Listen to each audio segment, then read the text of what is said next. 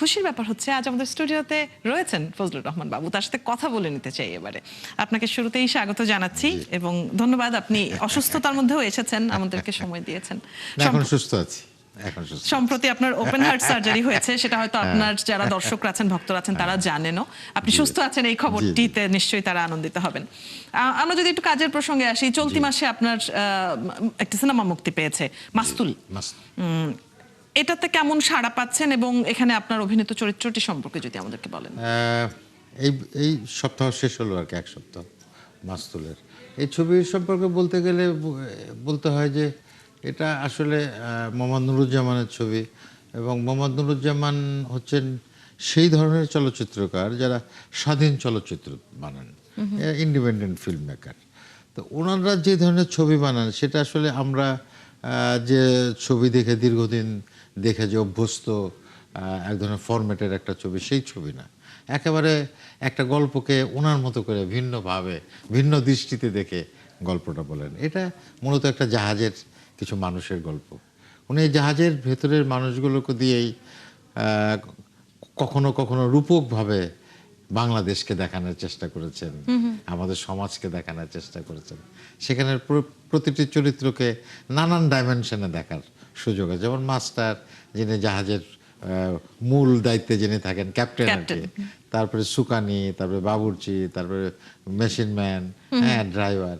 তা এরকম সব কিছু মিলে উনি ওই জাহাজের ভেতরের মানুষগুলোকে ওনার মতো করে দর্শকদের সামনে হাজির করেছেন।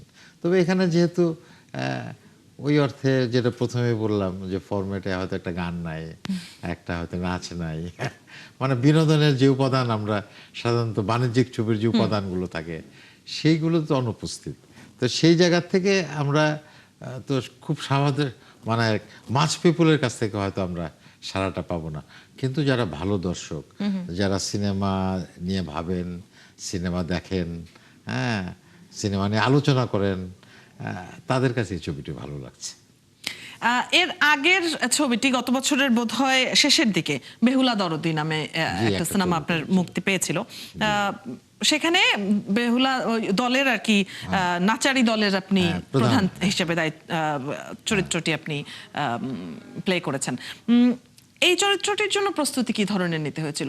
আরেকটা প্রশ্নও রাখতে চাই আমি, এই যে একটু আলাদা, একটু ফর্মুলার বাইরের ছবি নিয়ে আপনি বলছিলেন, বেহুলা দরদি ছবিটি আসলে সেভাবে সাড়া ফেলেনি, আপনার কাছে কি মনে হয় এর পেছনে কি কারণ ছিল? বেহুলা দরদি ফর্মুলার বাইরের ছবি, এটাও একেবারেই ওরকম না। এটার মূল কারণ হচ্ছে যে এই ছবিটি যদি খুব সত্য করে বলি আর কি, প্রথমত হচ্ছে বাজেট। যে একটা ছবি তৈরি করতে যে বাজেটটা লাগে, যে অ্যারেঞ্জমেন্টটা লাগে, যে সেট ডিজাইন করতে হয়, যেখানে একটা প্রপার লাইট করতে হয়, হ্যাঁ, সেই জায়গাগুলো অনুপস্থিত ছিল। আমরা যেভাবে সাধারণত নাটক করি, যেভাবে অল্প বাজেটে একটা দুটো লাইট নিয়ে গ্রামে গিয়ে একটা ছোট জনের মধ্যে আমরা দ্রুত কাজ শেষ করে ফেলি, বিষয়টা এরকমই ছিল আর কি। কিন্তু চলচ্চিত্র অনেক বড় অ্যারেঞ্জমেন্টের ব্যাপার। এখানে একটা জিনিস, আমরা একটা নাটক দেখি ছোট্ট একটা পর্দায়, আর যখন একটা বড় পর্দায় দেখব, আর সিনেমাটা তো অনেক বড় ব্যাপার আসলে, তো সেই জায়গাটা অনুপস্থিত ছিল। এবং আরেকটু বলি, সেটা হচ্ছে যে আমাদের যিনি পরিচালক, ওনার আসলে আমার ধারণা যে ওনার চলচ্চিত্রের অভিজ্ঞতাটা নাই। হ্যাঁ, এটা নির্মম হলেও সত্য, হয়তো উনি শুনলে কষ্ট পাবেন আমি জানি না, কিন্তু আসলে অভিজ্ঞতার বাইরে গিয়ে আমার মনে হয় না যে করা উচিত। উনি নাটক করেছেন অনেকগুলো, তা আমি তো নিজেও অভিনয় করেছি, তখনও বলেছি, নাটক এই ছবি দেখার পরেও আমি বলেছি যে আসলে এটাকে দেখে ফিল্মের যে ল্যাঙ্গুয়েজ তৈরি করে, যে ভিজুয়াল ল্যাঙ্গুয়েজ সিনেমাটোগ্রাফাররা তৈরি করেন, ডিরেক্টররা তৈরি করেন, হয়তো তিনি আস্তে আস্তে অভিজ্ঞতাই অর্জন করার চেষ্টায় আছেন, সেটার অনুপস্থিতি ছিল।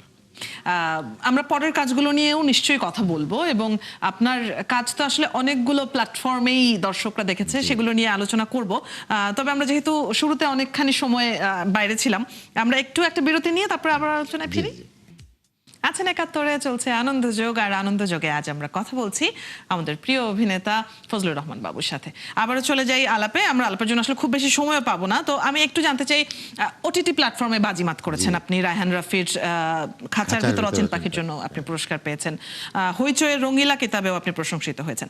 ওটিটি বা সিনেমা বা নাটক, অভিনয়ের ক্ষেত্রে একটু যদি জানতে চাই যে পার্থক্য কি দেখেন? আর ইদানিং আপনাকে ওটিটিতে একটু কমও দেখা যাচ্ছে, সেটা কি শারীরিক অসুস্থতা ছিল এই জন্যই? হ্যাঁ, সেটাও একটা ব্যাপার। আর আসলে টেলিভিশন, ওটিটি, ফিল্ম খুবই কাছাকাছি, এটা খুব বেশি পার্থক্য নেই। পার্থক্য যতটুকু আছে স্টেজের পারফরমেন্সের সঙ্গে, যেহেতু স্টেজে আমরা সরাসরি অভিনয় করি, সেখানে অনেক দর্শক থাকেন, পেছনের মানুষটাকে শোনাতে হয়, এই কারণে আমাদের অনেক সময় লাউড এক্সপ্রেশন দিতে হয়, ভোকাল একটু লাউড করতে হয়। কিন্তু আমার কাছে ওই সময় এই জায়গায় মনে হয় না যে এটা বড় করতে হয়। এখানে বরঞ্চ যারা মেক করেন, তৈরি করেন, তাদের একটু ভিন্নতা আছে। যেমন টেলিভিশনে যে লেন্সটা ব্যবহার করে, যেখানে তো সে 85 লেন্স ব্যবহার করতে পারে, সেখানে হয়তো দেখা যায় ফিল্মে সে 50 লেন্স ব্যবহার একটু করছে। টেকনিক্যাল হ্যাঁ, কিছু টেকনিক্যাল পরিবর্তন কিছু আসে। ব্যাপার আছে, কিন্তু আমি অভিনয় করতে গিয়ে কোনো পার্থক্য অনুভব করি নাই। আচ্ছা, মঞ্চ নাটকের কথা বারবারই আসলে আলোচনায় আসছে। মঞ্চ দিয়েই আপনি অভিনয়ে সুনাম পেয়েছেন, পরিচিতি বেড়েছিল আপনার, সেখানে নিয়মিত হওয়া হয় না কেন এখন? নিয়মিত হওয়া না হওয়ার পেছনে কারণ হচ্ছে যে আমরা দীর্ঘদিন মঞ্চ নাটক করেছি এবং আমরা স্বপ্ন দেখতাম যে আমরা মঞ্চ নাটককে প্রফেশন হিসেবে নেব, পেশা হিসেবে নেব, এবং সেই মতো কিছু চেষ্টাও করেছি। তো সেই চেষ্টা সফল হয় নাই। সফল না হওয়ার পেছনে কারণ হচ্ছে যে আমাদের দেশের অনেক মানুষ থিয়েটার দেখে না। আর দ্বিতীয়ত হচ্ছে যে যে রাষ্ট্রীয় যে পৃষ্ঠপোষকতা, সেই রাষ্ট্রীয় পৃষ্ঠপোষকতা ছাড়া আসলে একটা দেশের থিয়েটার দাঁড়ায় না। তো এই দুটোই আমাদের অনুপস্থিত ছিল। তারপর তো আমাদের চলতে হয়েছে, আমাদেরকে একটু বেটার লাইফ আমাদেরকে একটু হাতছানি দিয়েছে, যে আমি যেহেতু অভিনয় করে একটা স্কিল আমার আছে, সুতরাং আমি তো টেলিভিশনে একটু কাজ করতে পারি, আমি একটু ফিল্মে কাজ করতে পারি। সেই জায়গা থেকেই টেলিভিশন ফিল্মে কাজটা শুরু করেছিলাম। কিন্তু ওইখানে এত বেশি ব্যস্ত হয়ে পড়েছি যে আমার আসলে থিয়েটারে ফিরে যাওয়াটার সুযোগ হয় নাই।